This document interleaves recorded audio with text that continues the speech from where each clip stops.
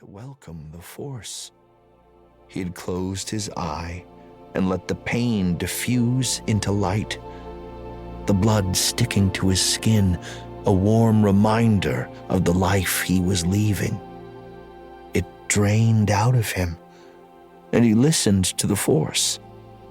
He felt other beings scrambling in the ruined ship, heard the wail of steel, the burst of engines, and the whisper of blades cutting through air.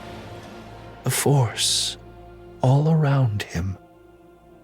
Porter Engle had never sought death, though through his long years it had often come calling.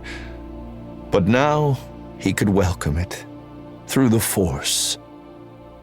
Except Porter was here, on a bed with a thin mattress.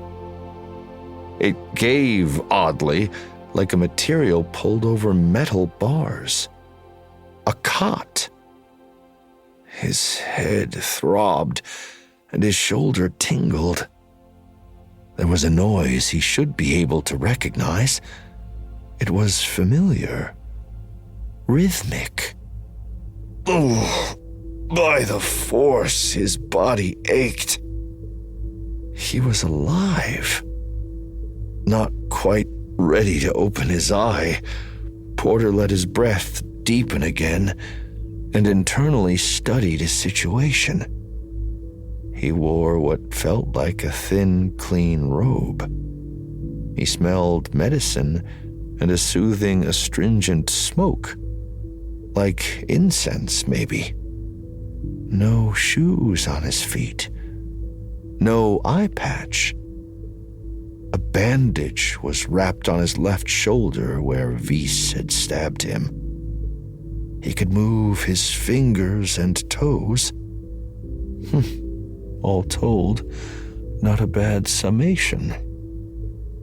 This was a small room, based on the echo of that familiar rhythmic noise.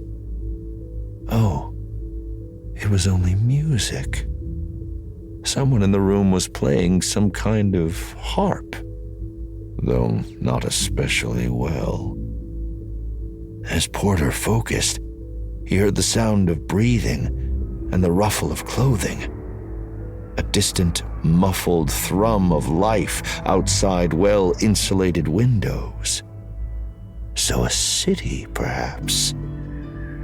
Porter reached with the Force and identified one other being in the room. They felt mostly at ease, if frustrated by something. Not an immediate threat. Below them, more beings moved, alive with the Force. He was on the second story of a building, alone with the musician. Slowly, Porter turned his head toward the musician and opened his eye to daylight. The player was human by the looks of him, wearing a black tunic and robe with bright red ribbons tying his sleeves tight to his forearms as he stood over a horizontal harp and gently picked out a song by tapping the strings with little hammers.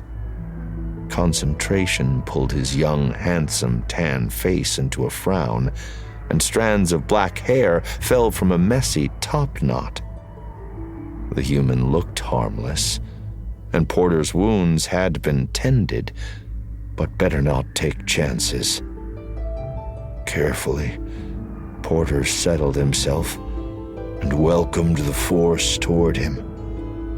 He waited until he felt it gleaming around him, sharp as 100 blades, humming in his mind like Kyber. He moved. Porter leapt up and swept across the room between two strikes of the hammers, ending with his side against the human's back and one arm around his neck. Too loose to kill, too tight to allow for a struggle. The human froze. "You're, awake?" he said. Porter grunted. "Who are you?" he said, voice dry and cracking. Unused for the Force knew how long.